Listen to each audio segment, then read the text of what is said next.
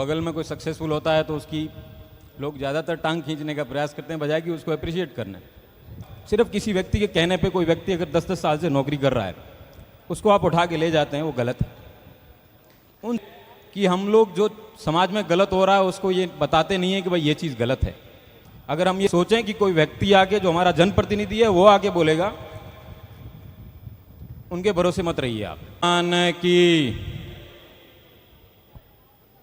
आज इस पावन अवसर पर समराथल फाउंडेशन की तरफ से मुझे 2 शब्द बोलने के लिए बताया गया है। मैं संक्षिप्त में प्रयास करूंगा कि आप सब लोगों के सामने कुछ ऐसे ज्वलंत मुद्दे हैं जिनको उठाएं, जिन पे बात की जाए, पूरे समाज के रूप में बात की जाए। समराथल फाउंडेशन ने जो पुनीत कार्य पिछले 7 वर्षों से करते आ रहे हैं, यह कोई छोटा काम नहीं है। स्पेशली एक ऐसी कम्युनिटी जिसमें अभी तक शिक्षा का हिस्टोरिकली अभाव रहा है और कोलैबोरेटिव अप्रोच होनी चाहिए, उसकी जगह कम्पिटिटिव अप्रोच ज़्यादा है। तो बगल में कोई सक्सेसफुल होता है तो उसकी लोग ज़्यादातर टांग खींचने का प्रयास करते हैं बजाय कि उसको अप्रिशिएट करना।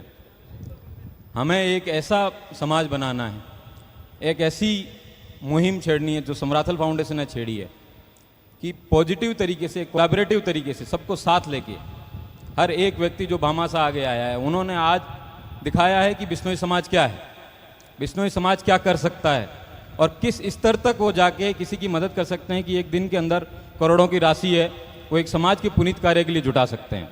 तो इसके लिए ओम जी एडीएम साहब को, डॉक्टर डीपी बोस को और उनकी पूरी जो कार्यकारिणी है उनको बहुत बहुत साधुवाद कि उन्होंने 100 से ज़्यादा बच्चे अभी तक आईआईटी, नीट और इस तरीके की एग्जामिनेशंस में सरकारी मेडिकल कॉलेज और सरकारी आईआईटीज़ के अंदर पढ़ रहे हैं। और उनके साथ साथ ये वो बच्चे हैं, अगर उनको अच्छी एजुकेशनल फैसिलिटीज़ नहीं मिलती तो बच्चे उस मुकाम तक नहीं पहुंच पाते। बेसिकली इन्होंने 100 से ज़्यादा ऐसे परिवार का उद्धार किया है जिनका उद्धार नेक्स्ट टू इम्पॉसिबल था। हो सकता है कि उनमें से कोई एक मेहनत करके अपने बल पे कहीं आगे निकल जाए, लेकिन उन्होंने जो प्लेटफॉर्म दिया है ये वास्तव में साधुवाद के पात्र हैं। पिछले काफ़ी समय से देख रहे हैं हम समाज के अंदर कि बहुत सारी पॉजिटिव खबरें भी आती है, व्हाट्सएप मैसेजेस सर्कुलेट होते हैं जिसके अंदर लिस्ट आती है कि बिश्नोई समाज के इतने लोग सेलेक्ट हुए, इसमें इतने लोग सेलेक्ट हुए, लेकिन उसके साथ साथ नकारात्मक इन्फॉर्मेशन कैंपेन कह लीजिए या मिस इन्फॉर्मेशन कैंपेन कुछ वेस्टेड इंटरेस्ट लोगों के द्वारा चलाए जाते रहे हैं। और ये एक ऐसी चीज़ है जिसको एक समाज के स्तर पे हम सब लोगों को इसके बारे में सोचना पड़ेगा, ब्रेनस्टॉर्मिंग करनी पड़ेगी। वो कहते हैं कि we have to address the elephant in the room, and वो एलिफेंट वो ये है कि हम लोग जो समाज में गलत हो रहा है उसको ये बताते नहीं है कि भाई ये चीज़ गलत है, और उसकी तरफ हम अनदेखी करके हम सोच रहे हैं कि हम एक पॉजिटिविटी की एक लंबी लाइन खींचें, लेकिन वो हो नहीं पा रही है। इसलिए नहीं हो पा रही है कि जितना आप पॉजिटिव की तरफ प्रयास करते हैं उससे ज़्यादा नकारात्मक। ये एक लाइन जरूर खींची है ओम जी ने, बट ये one of the few lines है।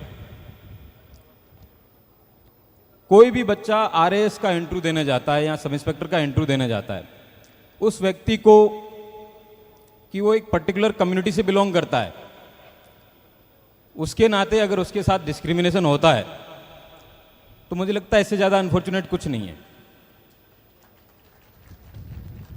और उसके साथ डिस्क्रिमिनेशन इसलिए होता है, उसके साथ भेदभाव इसलिए होता है क्योंकि एक मानस कुछ लोगों ने, वेस्टेड इंटरेस्ट है जिन लोगों का, उन्होंने बना लिया है कि क्यों इतनी मात्रा में ये इस कम्युनिटी के इतने लोग सक्सेसफुल हो सकते हैं।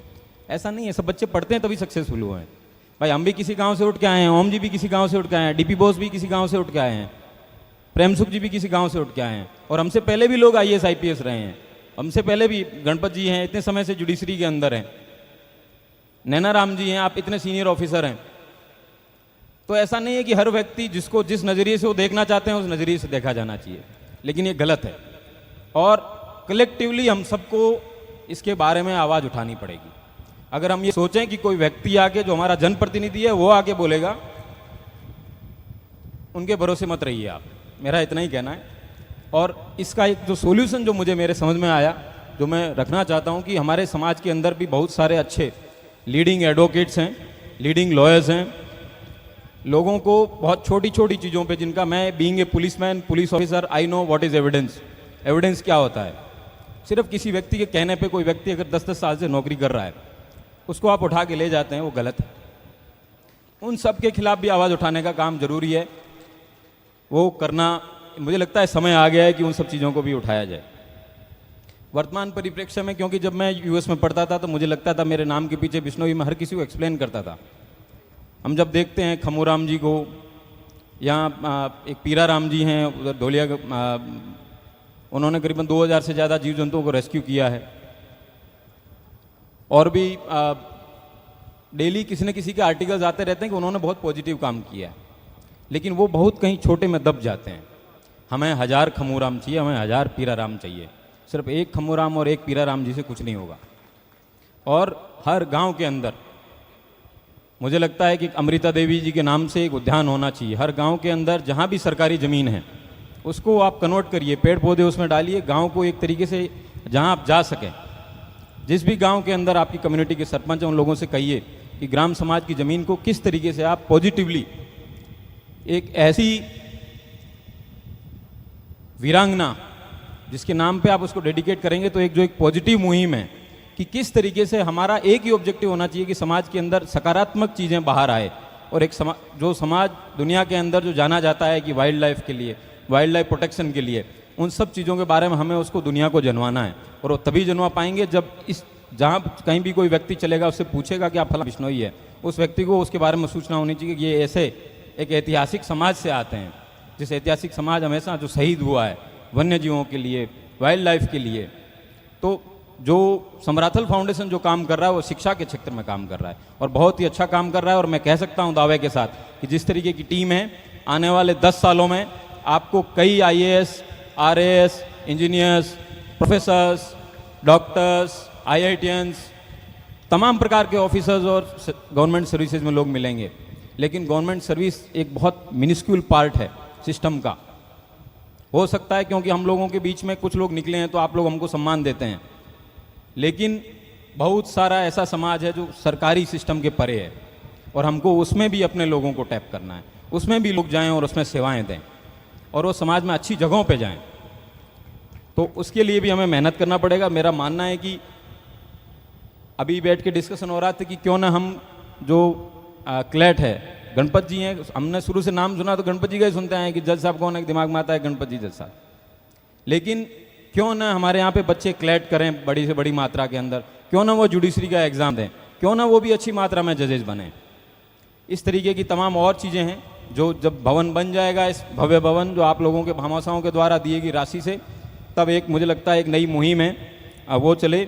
लेकिन लीगल फ्रंट जरूर बनाना समाज को आवश्यकता है। एक समय है जहाँ अच्छे अच्छे लॉयर्स इकट्ठे होकर उन चीज़ों को डिस्कस करें, उनके पास निःशुल्क एक बिश्नोई होने मात्र से उसको सहायता मिले, इस तरीके का काम करना पड़ेगा।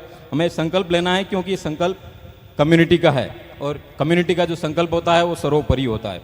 हम सिर्फ और सिर्फ समाज की उन्नति, समाज के विकास को ही अपनी आराधना बनानी पड़ेगी। हमें हमारा हर फैसला समाज की ताकत बढ़ाए, ये काम हमें करना चाहिए। हमारा हर निर्णय, हर फैसला एक ही तराजू में तोला जाए और वो तराजू है कि समाज का हित सर्वोपरि है।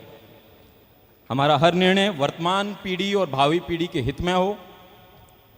और इन्हीं शब्दों के साथ मैं ओम जी को, डॉक्टर DP बोस को, जिनको मैं करीबन 18 साल से जानता हूँ, मैं बहुत छोटा बच्चा था जब मैं दिल्ली पढ़ने जाता था, कभी किसी को घर में एग्ज़ाम दिलाने के लिए जाता था, हमेशा लालसा थी कि कुछ दिल्ली जाएंगे, अच्छा करेंगे, बड़ा बनेंगे। ये लोग उस समय से मुझे जानते हैं और उस समय से मेरे साथ खड़े हैं। उन्होंने मुझे प्लेटफॉर्म दिया, उनको बहुत बहुत साधुवाद, बहुत बहुत धन्यवाद।